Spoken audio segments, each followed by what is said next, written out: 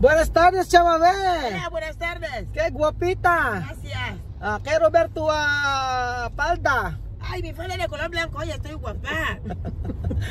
Meron na camera, chamame. Okay, magandang araw po. Ngayon po ay pupunta tayo. Araw, vamos sa, sasabihin ko po kay Tia Celsa na ngayong araw po ay pupunta po kami sa bangko at mag-open po ako ng kay Tia Celsa. Mag-open ako ng bank account para sa kanya.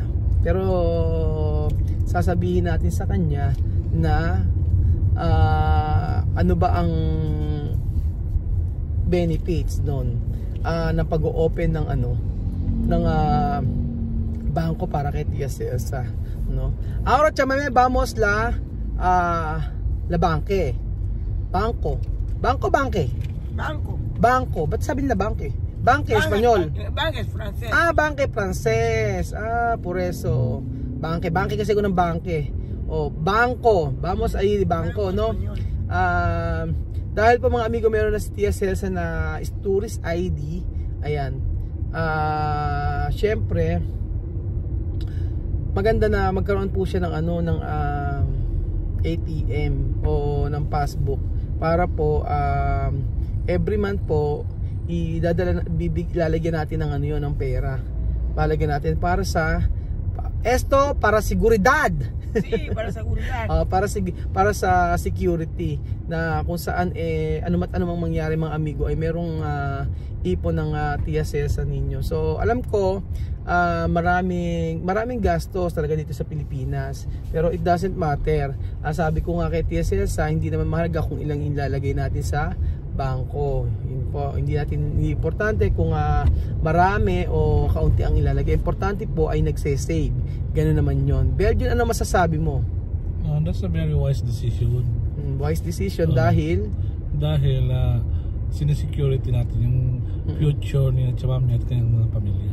Yun nga sa ngayon po mga amigo, dati nabanggit ko si misma ang natin paggagawa natin ng ATM, pero mas si Chamami kasi ang mas may edad, siya ang mas nangangailangan, no? Kukuha rin po ako ng bukod po sa may pagbubukas po ng bangko kay Tia Celsa, mag-o-open po ako ng kukuha po ako ng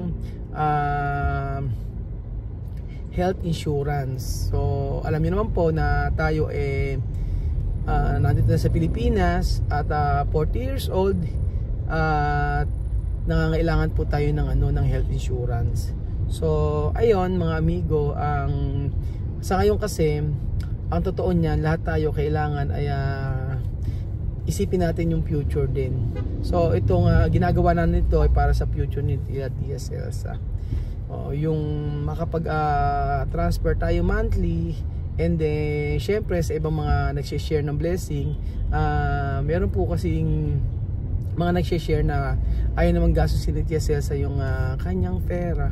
So pinakamagandang paraan yun para po malaman ni Tia Celsa at na hindi lang yung sa pag-aaral, bagko syempre ma-share din natin yung yung dapat nararapat para sa kanya. So ayun, sabi ko nga, sa totoo lang maraming gastos dito sa Pilipinas. Kung ikukumpitin lang kahit hindi na ako nakapag-budget mga amigo, yun ang totoo, kasi may mga emergency kasi na kailangan na kailangan bayaran, ganon. So unti-unti makakaibos Tia Celsa. For example, siya ay nasa dito, kung abot siya ng mga 15 years, 20 years dito, maglagay ka lang monthly halimbawa ng mga 5,000, 10,000, di ba ang laki nun kung tutuusin? So ganun po mga amigo. And then syempre ito ay magagamit niya sa kanyang haharapin o sa future niya. Ganun po yun. So hindi lang po sa education dapat natin hindi lang sa education dapat tayo maganda, kundi po yung sa future din nila. I-prepare natin ang mga bata at sila Chamame para po sa ikabubuti rin po nila. Ganun po. So ayaw naman po natin na sa huli di ba ang tagal na nila dito, ay dapat talaga meron din silang savings. Ganun po yun. Chamame, no? Vamos kukuha tayong bangko, kuha tayo ng tarjeta, no? kukuha tayo ng tarjeta de banke, no, bangko para makaipon, para guardar dinero, no, ipon. Tapos tuwing kada buwan yo poner dinero de banko, no. O every month kada mes yo poner dinero de banko, no. Así, poco así. Después ejemplo, cuando tú vivir tú vivir aquí 10 años, 15 años o hasta que tú quieres, tú tienes dinero guardar, así como tú antes hacer, no. Ano? Poco. Tuwing tuwing tapos ng buwan, ilalagyan natin ng pera yung bangko, no? Lagyan ng pera bangko. Tapos ipon, guardar, no? Ganon. Para tu pamilya, para también para tú, así, no? Cuando tú quieres ir tu país, ejemplo, vacaciones, tú tienes dinero para para kung pumunta ka sa bansa mo, bumalik ka, meron kang pera, no? Entiende, no? Naintindihan mo? At saka entiende? Sí, naintindihan ni Tia Cesa, mejor daw yun.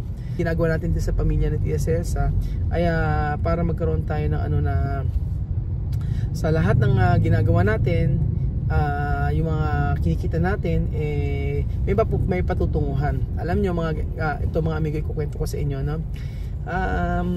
Kilala ko si Tia Cesa na pagdating po sa pera, mga amigo, ayaw niya nang gumagastos talaga ng sobra-sobra, kahit na sabihin niya na hindi niya pera yun. So ganun siya katipid, mga amigo. At yun naman nakakatuwa lang kasi alam niya kung paano mag-ipon. So para mas makaipon si Tia Cesa, kailangan ilagay sa bangko. Tapos ipapakita ko sa kanya kung magkano na yung laman ng kanyang bangko. Ganun po yun.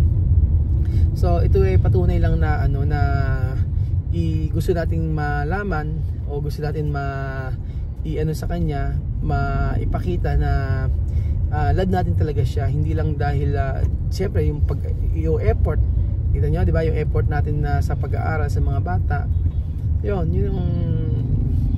yung ating rason dun. At siyempre para din sa mga anak niya doon, kasi ngayon siyempre maraming, kung iisipin po, mga amigo, yung paggastos talaga, yung halimbawa kapag gastos ka ng gastos, tapos hindi mo iniisip yun sa future, yun ang pinaka delikado. Kasi mahirap, mga amigo, na sa huli magkakumahog tayo, mga ganun. So kailangan i-secure natin yung secure natin ang lahat. Sabi nga ni Chabame ay kahit hindi raw, kasi maraming gastos dito. Yun ang totoo. Wag ka nang mag-effort na mag-open ng bangko, kasi yung gastusan dito ay sobra na. Totoo yan, mga amigo. Yung gastusan dito matindi. Sa gas pa lang, sa every week ay matindi na. Like yung full tank ng van ay umaabot ng 4,000. Tapos yung sa pagkain, tapos sa kuryente, sa tubig, yan. Hindi man natin nababudget ngayon kasi yung sa pagkain, sobrang laki pala ng kinakain, ay sobrang marami pala ng ginagastos about sa pagkain dito sa Pilipinas. At nabigla ako kasi matindi. So kung tutuusin kung ano yung cost of living sa Equatorial Guinea, ay hindi naman din nagkakalayo. Ang mahal lang doon yung mga pagkain na nabibili po na sa mga yung magulay-gulay, mahal doon, yung mga ganun. Ay ultimo isda, mahal din doon. So kahit saan mahal. Kahit saan mahal po ang gastusan. So ayan, mga kababayan ko, kayo po, ano po ang masasabi ninyo regarding po sa gagawin natin kay Tia Cesa na ipag-open natin siya ng bank account. And ano masasabi niyo, mga amigo? Ano ang maisasuggest nyo about po sa buhay namin dito sa Pilipinas? And syempre alam ko hindi madali. Ngayon inaaral ko sa sarili ko, inaaral ko na araw-araw mag-adjust sa bawat nangyayari sa amin dito. Ganun, inaaral ko yung sarili ko na huwag ma-stress, inaaral ko yung sarili ko na hindi mainis, ganun po. Kaya minsan ay hindi maiiwasan talaga na pagka naiinis na ako, kasi minsan ang kukulit, naririndi ko minsan pagka may nag-iingay, pagka may nag-iiyakan. Bata is bata talaga. So ayun mga kababayan ko, I hope na yung gagawin natin na ito ay maging way para mas marami pang maipon si Tia Cesa ninyo. So ayan mga amigo, nandito na po tayo. Ayan po mga amigo, nakabalik na tayo. Ayan, nakabalik na tayo. So ganito po mga kababayan. Explain ko kay Tia Cesa kung ano yung nangyari. So may explicar, no? De banco ha dicho, Tia Cesa, escucha bien. Calor, no? Kagaling lang kasi namin sa bangko at hindi naman ako pwede mag-vlog sa bangko. So ang ito po ang siste. Ano na tayo? Chama me escúchame. De banco ha dicho tu tarjeta tu venir aquí cuánto meses? 3 meses, no? Sí. 3 meses. 3 buwan ka na dito, no? 3 buwan, 3 meses. Ngayon, ang sabi ng bangko ay kailangan daw mag-stay pala sila ng 6 months dito. Oo. Tsaka mag-stay ka ng 6 months. 6 meses. 6 meses para coger de tarjeta. Así. Ha dicho así. No, cuando coger esto, va a coger 6 meses mas. I'm na buwan bago ka makakuha ng kasi ng bank account, ganun. So ganun pa lang patakaran dito. So yan, for approval pa yon, hindi pa sure. Oo. Chama me, no, esperar ha. Ha dicho 6 months, 6 meses.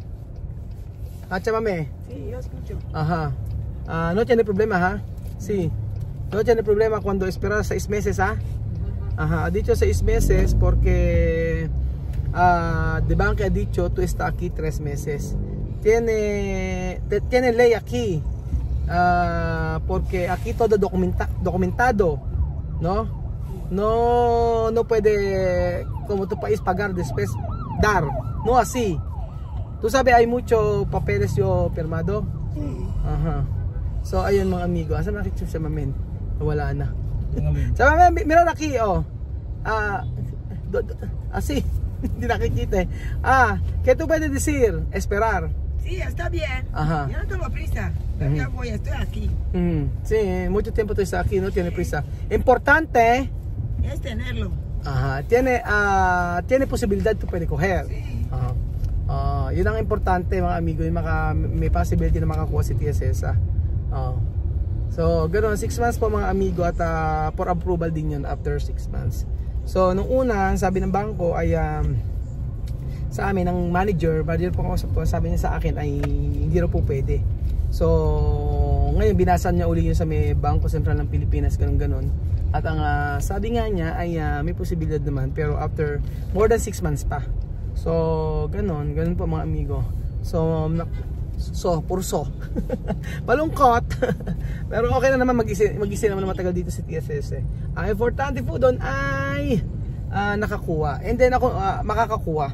And then ako po mga amigo ay makakakuha din po ako ng ang ginawa ko po mga amigo ay tapos yun sa health insurance po nila.